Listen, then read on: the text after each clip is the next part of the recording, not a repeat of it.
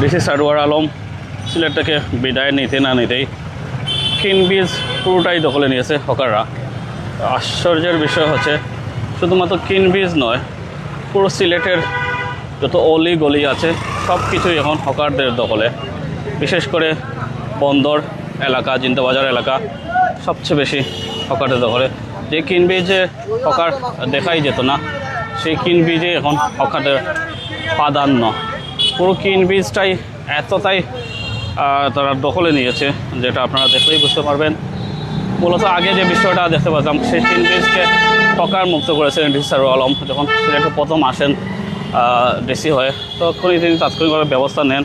কিন্তু সময়ের পরিক্রমে আমার দেখা গেছে যখন ডিসি সারওয়ার আলম কিছুদিন আগে আপনারা জানেন বিদায় নিয়েছেন, সেই বিদায়ের খবর পেতে না পেতেই ডিসিদের অর্থাৎ বিশেষ করে যারা হকার আছে সেই হকারদের অপরাধের অভয়ারণ্য হয়ে গেছে এই সিলেটের কিনবিজ।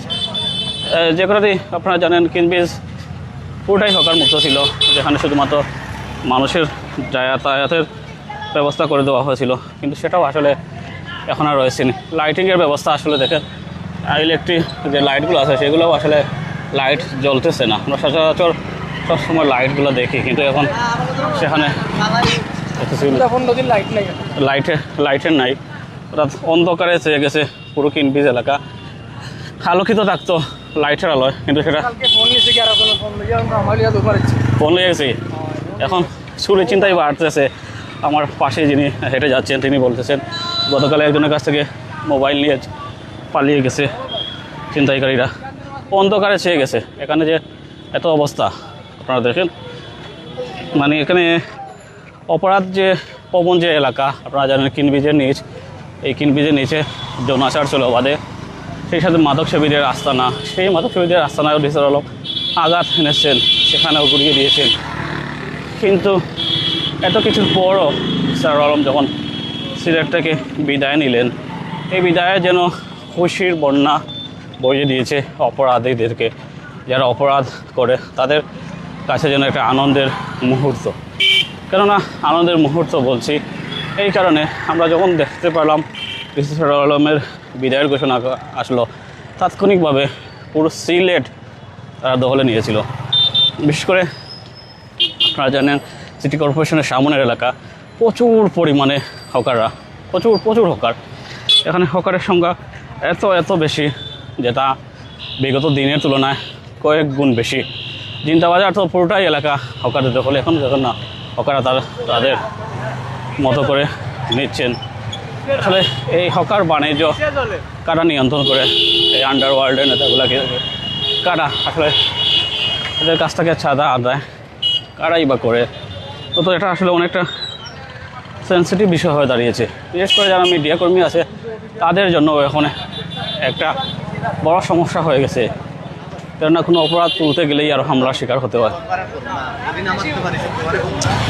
দেখেন পুরো হকার কিনবিজে আসলে লাইট বলতেই নেই। দুই চারটা লাইট আছে গোনার মতো। এই গোনার দুই চারটা লাইট দিয়ে আসলে যাতায়াত করাটা অনেকটা কঠিন। দেখেন হকাররা গুটিয়ে নিচ্ছে, কিছুই বলার নেই। সিলেটের মানুষ হয়তো অবাগা। কী জন্য অবাগা?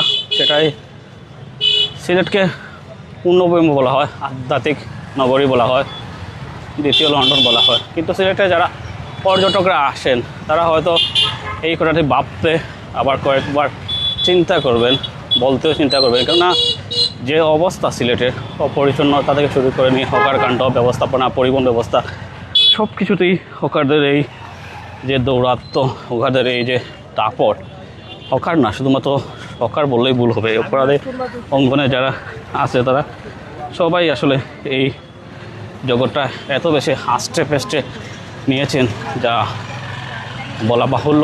এবং যে কারণে বলতেছিলাম, কিনবিজে আলোকসজ্জার জন্য অবস্থা দেখেন, আলোকসজ্জা একদমই নেই, বাল্ব একদমই জ্বলতেছে না, উপরের যে লাইটিংগুলো আছে একদমই জ্বলতেছে না। দুই চারটা আসলে মধ্যখানে জ্বলতেছে, সেটা আপনারা দেখতে পাচ্ছেন, কিন্তু অধিকাংশ লাইটই আসলে জ্বলতেছে না। সেটা আসলে কী জন্য জ্বলতেছে না, হয়তো বন্ধ বাল্ব কি আসলে নষ্ট হয়ে গেছে না কোনো কারণে বন্ধ করে রাখা হয়েছে সেটাও অজানা কারণ।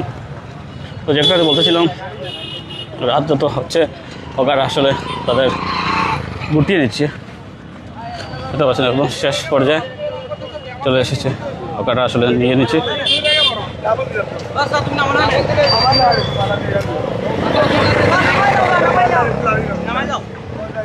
দিলা বিদায় লো, বিদায় লো তোরা, বিদায় লো।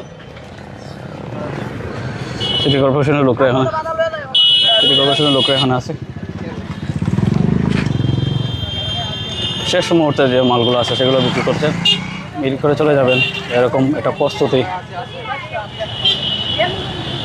তো যে করে বলতেছিলাম পুরো দিনের চিত্র যদি আমরা সামারাইজ করে থাকি, সিলেটের যতগুলো গুরুত্বপূর্ণ পয়েন্ট আছে, বন্দরের ফুড পয়েন্ট এলাকা, বিশেষ করে মধুবন সামনে এলাকা, হাসান মার্কেট এলাকা, জিন্দাবাজার এলাকা, চুয়াট্টা পয়েন্ট এলাকা, সবগুলোই আসলে হকারদের দখলে। এমন কোনো জায়গা নেই এই যেখানে হকাররা বসেনি, হকারদের নিয়ন্ত্রণ করেনি।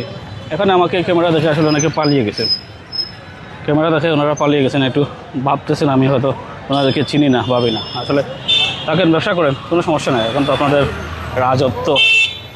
রাজত্ব করার সময় কেন বাঁকবে? আগে যখন ক্যামেরা করতাম তখন তারা দৌড়াতো, এখন আর দৌড়ায় না, তারা শক্তিশালী হয়ে গেছে। তো ধন্যবাদ। আমি সেজন্য আমাদের লাইভে যুক্ত ছিলাম প্রাইম সিলেট থেকে। সিলেটের হকারদের হাল চিত্র আপনাদের দেখাচ্ছিলাম, হকারদের রাজত্ব যে কতটা ভয়ঙ্কর হয়েছে, হকারদের আধিপত্যটা এতটুকু ভয়ঙ্কর হয়েছে, সব কিছু মিলিয়ে এটাই ছিল আপডেট। ধন্যবাদ সবাইকে।